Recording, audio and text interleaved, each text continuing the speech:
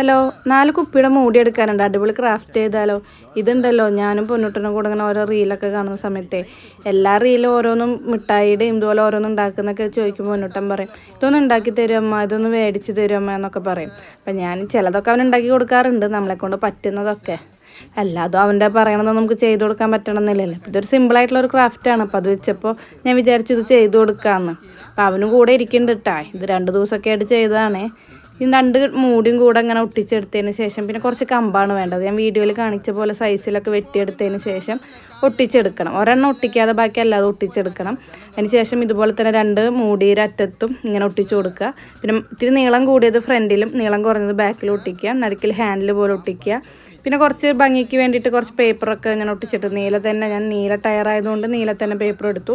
പിന്നെ ഒരു ക്ലേ എടുത്തിട്ട് ഒരു സീറ്റ് പോലെ അറേഞ്ച് ചെയ്ത് കൊടുത്തിട്ടുണ്ട്. പിന്നെ ഒരു ബീഡ് എടുത്ത് ഒട്ടിച്ചു കൊടുത്തു. ഒരു ചെറിയൊരു സൈക്കിളാണ് കേട്ടോ, കണ്ടോ? വലിയ